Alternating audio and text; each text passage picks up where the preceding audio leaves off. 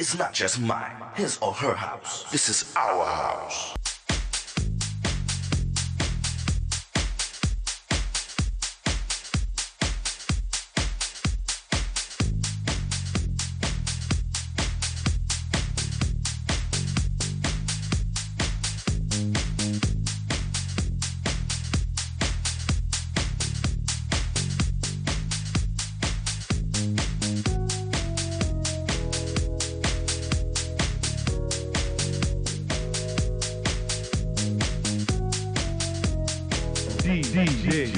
Tyrone Lowe. Hello, my name is Tyrone Lowe, owner and host of T-Lo Video Productions. And in the House of the Legends, we have Miss Kimberly Fennell. Welcome to the Legends, Thank you for having me. Glad to be here. So you correspond with Entertainment Business Support. Yes. So let's tell the viewers about that. Absolutely. So Entertainment Business Support is a company I founded in 2003. It's a certified minority woman-owned business. And we provide support to independent artists and creative professionals. We work with a lot of artists that are not necessarily tied to like a major label or things like that and need additional back office help. So we do everything from administrative tasks and project management to assistance with event planning and technical support for creative professionals and artists. Okay. Do you also do promotions as well? I mean, with the artists? As helping them to actually elevate their craft? Not directly, but we work hand in hand with a lot of marketing and PR companies, so we may help with creating presentations for them or creating the artwork and things and the tools and resources that they use to promote, but we don't directly do the promotions. Okay. Is there any tutorials involved with this company or, you know, helping them to actually understand different aspects of the craft or the business itself? So we do some consulting, and then we also have another component of the business called Biz Savvy Artists, where we provide entrepreneurship training to creative professionals and teach them about basic business and understanding the industry, so that when they're investing in their craft, that they know that they can be successful at what they're doing. Let's talk about contracts. We touched on that just a minute ago. And what should they know about contracts, legal representations, consultings, and things of that nature? You know, what should they know about that? Absolutely. They should, first and foremost, make sure that they understand the contract that's put in front of them. And if they don't, then they need to hire an entertainment attorney that understands the different components of a contract, what would be in their best interest and what is not before they sign anything. They want to make sure that it's not going to be something that's going to shoot them in the foot later. Okay. And that has happened a lot to a lot of artists. Absolutely. You know, due to the fact that they didn't read the fine print, things of that nature, or maybe their lawyer didn't consult them about certain things. Absolutely. Do you think sometimes that entertainment lawyers also work with the record labels as, you know, scamming them for money, as things of that nature? I absolutely think it's possible. And a lot of times the label is going to have their attorney, and the artist should have their own attorney. They definitely shouldn't just take the word of the label's attorney, because the attorney for the label is working for the label, and so they're going to do what's in the best interest of the label. So the artist should definitely have a separate attorney that's looking out for their best interests to review that contract as well, and be able to point out things that may be detrimental to them. Okay. As far as an artist is concerned, how do they actually get to know you guys? You have a website or something, which you don't have to say right now, but is that how they really contact you, or do you, how do you promote your business? Absolutely. The majority of the clients that we have now have been through word of mouth. We do have a website, which is entertainmentbizsupport.com. We're on Facebook, on social media. We're on LinkedIn. So there are definitely a variety of ways that you can find out more about our company and get to learn what we do and how we can support you. So let's talk about the successful points of your company. Let's talk about that. Dealing with an artist, have you seen a lot of them soar to the point where, they really became major? I have seen many artists that are friends of mine and artists that I've worked with and consulted with that have done very well in their careers.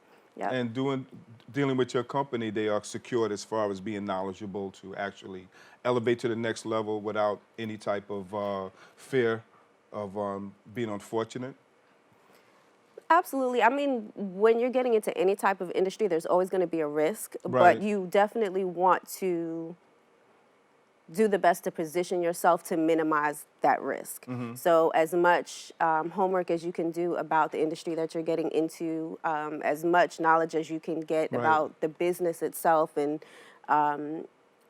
how the revenue works in that industry, where the money comes from, Right. where it goes out.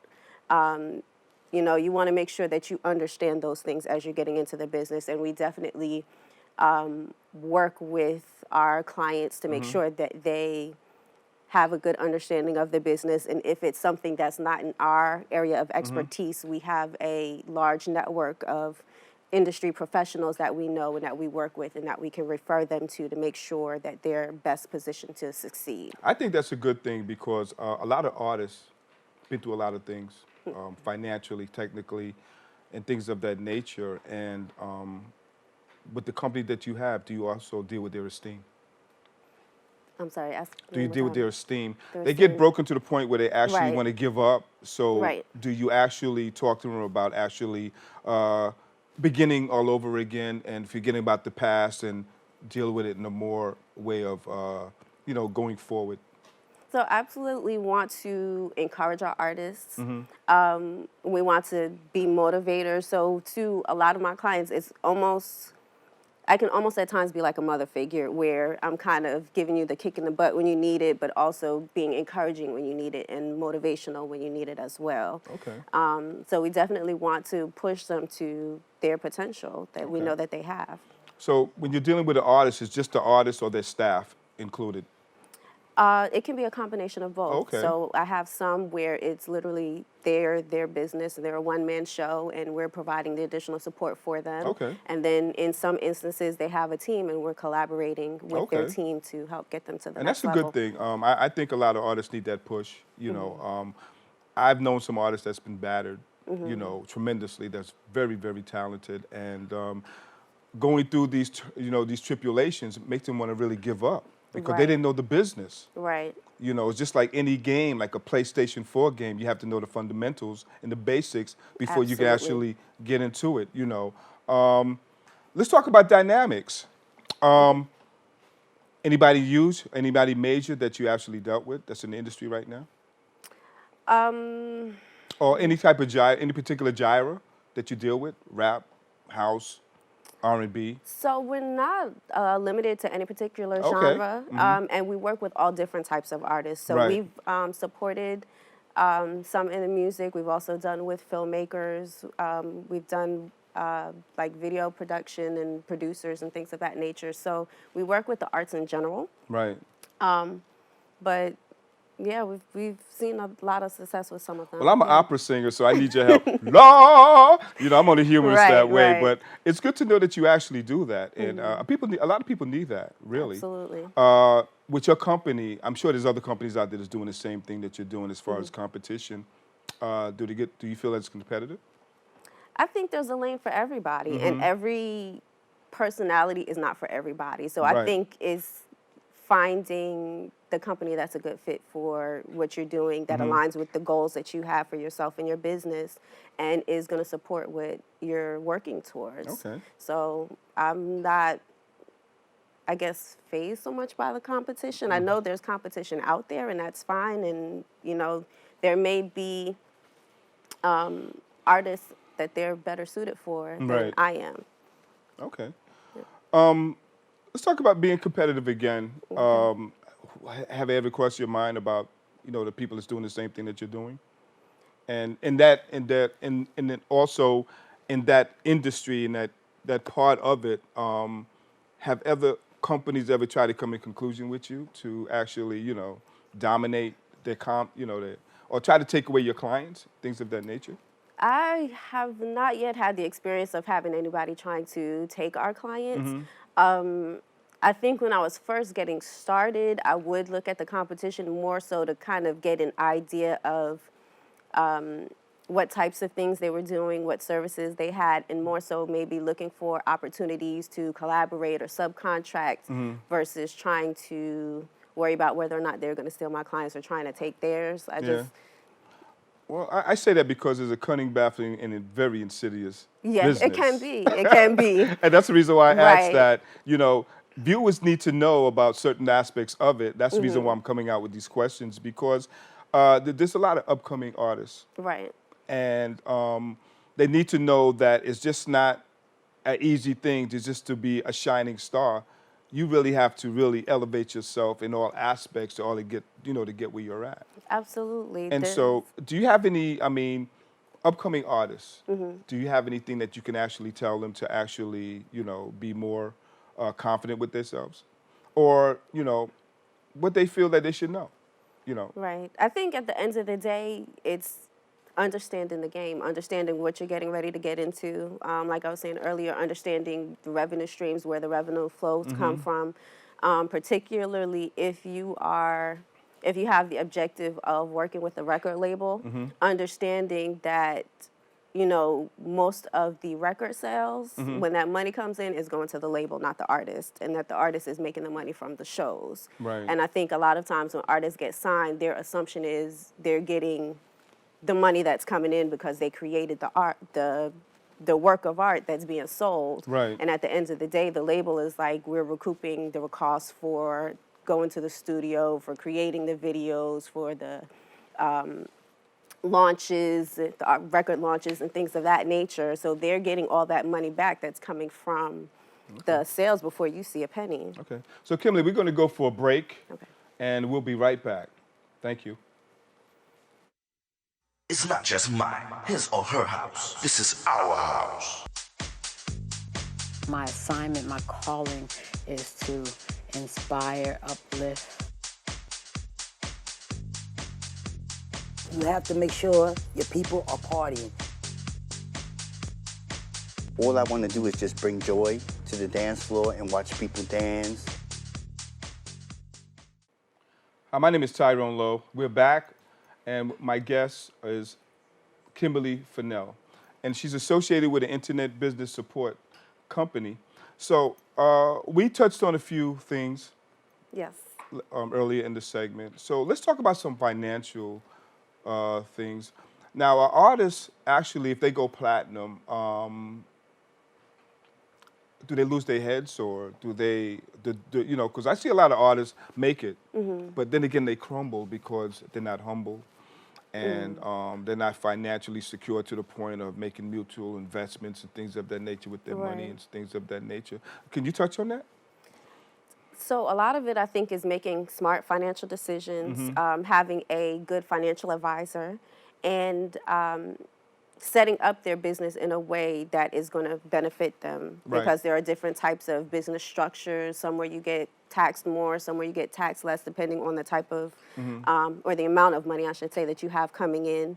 I think it's also being wise about how you're spending your money, what you're investing your money in, things of that nature as well. So again, understanding the business and what you're getting into, and looking at it from a financial perspective, and maybe not buying the luxury $100,000 car as soon as you get get that first check, and kind of waiting a little bit and making sure there's a little bit more stability. I feel that I know that as an artist, a lot of them want to make it, Right. But a lot of them get financially wrecked because of instant gratification, and they want to be like the other artists. Right. I think they should focus on just being themselves and things of that nature. I've seen a lot of artists get corrupted by record companies because they can't sell the next record. Right. So apparently what happens, they get legal fees, they're in the, they paying for recording sessions and things of that nature, and the record label is not fair to them at all. Right. So what can you say about that? So I would say, in that instance, a lot of times that hurts the artist more than it hurts the label, because the label they're of course investing their money into it, but if for whatever reason they decide not to release that, they write that off. You know what I'm saying? And then the artist still owes for, you know, whatever the label invested in them if that doesn't come out. Okay. So usually it's a lot more detrimental to the artist than it is to the label. What I want to ask you is that these days and times are more technical. Now, the old school, do you know anything about the old school, the way they used to actually do promotions and the things of consultation? Do you know anything about that? A little bit. Okay. Could you give a little bit of your expertise on that? So I know definitely back in the day it was more, the production was more of a big piece of it, where you're literally handing cassette tapes or CDs and selling them. Like there was the selling them out of the trunk of the car at one point.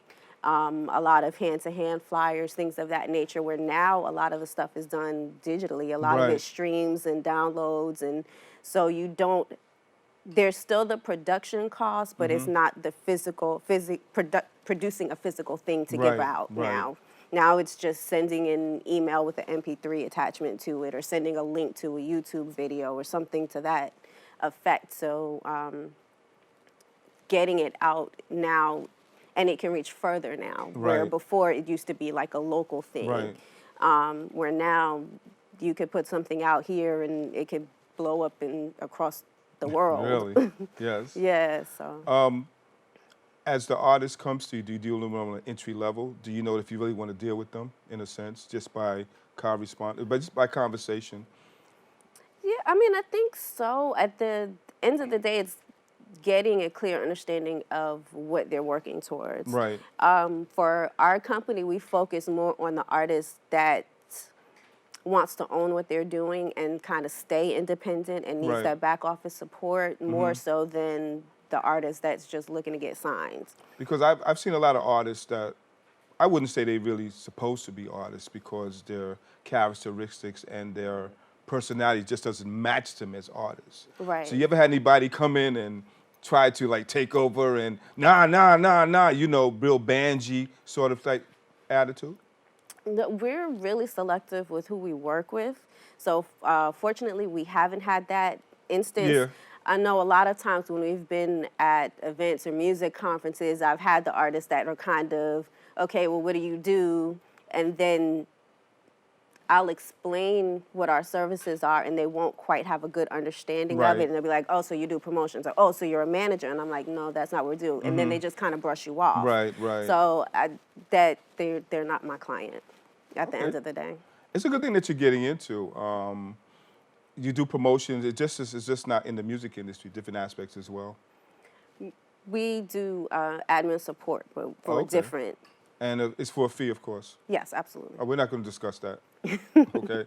Look, we all have I to didn't eat. bring my MasterCard with me. Right. You know what I mean? So I don't even think it even works.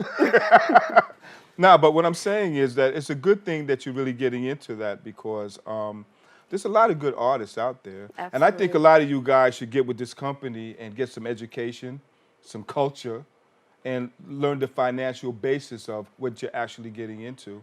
And so with that being said, Kimberly, give them your information on, you know, how to get in contact with you. And also you guys heard the services that she actually has for you guys. So give them some information. Absolutely. We can be found online at entertainmentbizsupport.com. That's entertainmentbizsupport.com. We're also on Facebook and LinkedIn at Entertainment Business Support, and on Facebook at ENT Biz Support. And for our event, Biz Savvy Artist Academy, we do an annual event where we provide entrepreneurship training and entertainment business training to creative professionals. We deal with building your team, finances, marketing, entertainment law. And for more on that, you can find us on social media at Biz Savvy Artist. It's on Facebook and Instagram. BIZ Savvy, SAVVY, Artist, ARTIST. Okay. And your reach, is it universal or it's all over the world as far as? Right now, we can service anywhere because we're a virtual company. Okay. Right now, the majority of our clients are in New York and in the Atlanta area. Right. Okay, that's good. You know, y'all heard that, right? So get with this lady here in her company, and if you want to be a real artist, these are the things in the spec. It has been speculated. So these are things that you really need to get with. We're getting ready to close up the show. Okay. And I thank you so much for being a Thank part. you for having me. And we would actually ask you to come back again. I would love to. You know, and give out some more information. That would be amazing. And this is T-Lo from T-Lo Video Productions. And I thank you guys for viewing in. And stay tuned for the next episode. Thank you.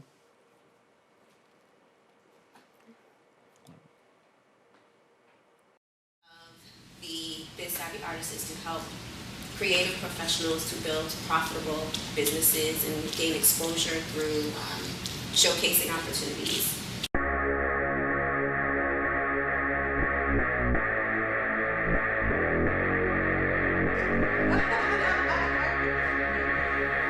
But like I said, the first thing is figure out what kind of producer you are. Watch movies, pay attention to credits. What type of producer you want to be? Are you a creative producer or are you a money producer? Are you the kind of producer that can patch people with other people? Like, I might know he's a filmmaker and I might know he's a producer, he has money. Hey, look, I'm Dwayne, man, I heard you had a great project. Come meet my man, what's your name? Come meet Joe over here. Joe is a multi-millionaire. Joe, this is my man here. That's how, you get producer credit for that kind of stuff. So either you're getting paid or you're getting something out of it. That's kind of what makes an employment contract. Right. So during the weekend, we'll be doing different workshops that will help you through the process of creating a business plan. You know, you're more concerned with the product, the music, the output, so it's very easy to not plan. But the first thing, especially in this day and age, if you're going to be an independent so that you won't waste a lot of money, you got to plan.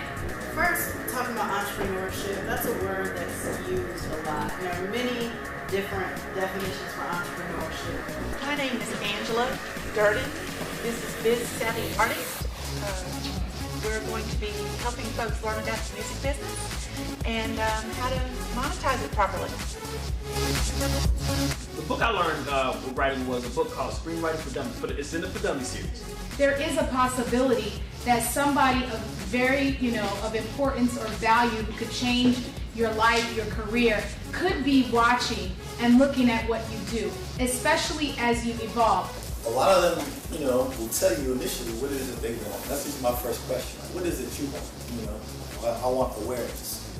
I want people to know and know this app when it comes out. I want immediate downloads. One of the first things, especially in just basic finance to understand, is what kind of income you're generating and where is it coming from. If you're making above $36,900 in your business, then you're at the 25% tax bracket. My name is Joe Michael Colbago. I'm here for the Business Savvy Artist Academy 2014. I'm a singer-songwriter, kind of dabbling in the business right now, here to learn a little more on how to monetize what I have. Who here has ever heard the story of somebody who is on a hit record, but their name is not on the album, their name is not on the song in any way, shape, or form? There you go. They aren't on the split sheet because, hey, the artist promised them that, man, I'll do right by you, whatever that is. And you just go, okay, yeah, and I'll make sure people know you were on it. And they are going around, and that song is making a lot of money. And it's being licensed. And they're a writer.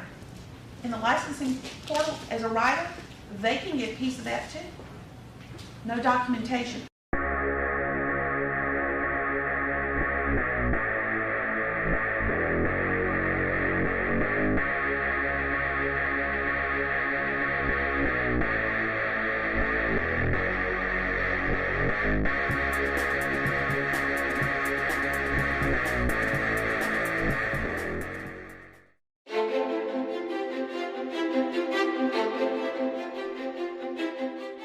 The company Spotify is a very interesting case study. The amount that Spotify pays the creators by way of the record companies for the licensing of the recordings for streaming, as well as the publishers, the people who license the public performance of the song, amounts to about 70% of their revenue that they generate from selling advertising or from their subscriptions, and they are continuing to increase the number of paid subscribers. So as they make more strides for attracting more paid subscribers for their services, it's creating a situation where they are making more money, but can they survive and become profitable on the 30% that they're left with? The margin just isn't big enough. So what Spotify has decided to do, and just did recently, was renegotiated their agreements with all of the major record labels.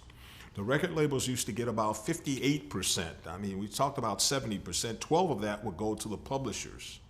58% would go to the record companies for those recordings, to license the recordings for the streaming services. And Spotify decided to, and did, renegotiate all of their agreements with the three major record labels and even the Association of Independent Labels, Merlin, where they reduced those payments based on the initial payments that they're paying now. So they went from about 58%, it's been said, I mean, these are confidential agreements, down to almost maybe 52% with some of the labels. However, the labels have agreed, and Spotify has agreed, that the more subscribers they get, the royalty rates will come up because the more money they're going to be able to make, which is a very, very interesting development.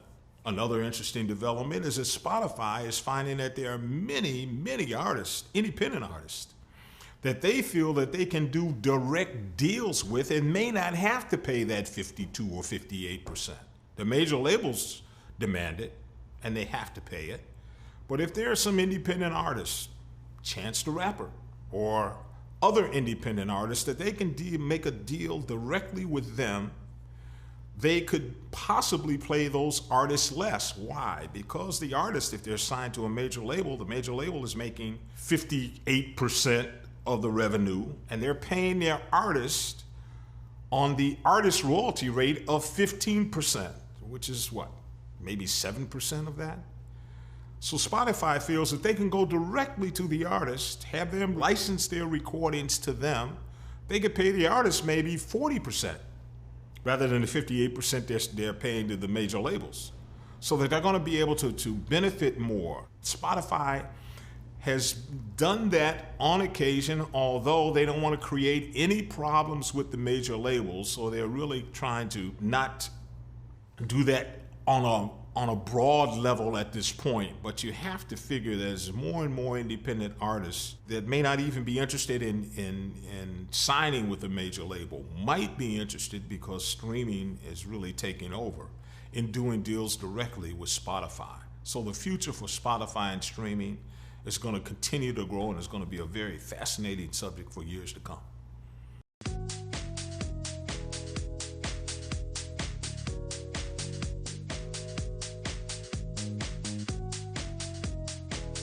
DJ Tyrone Lowe.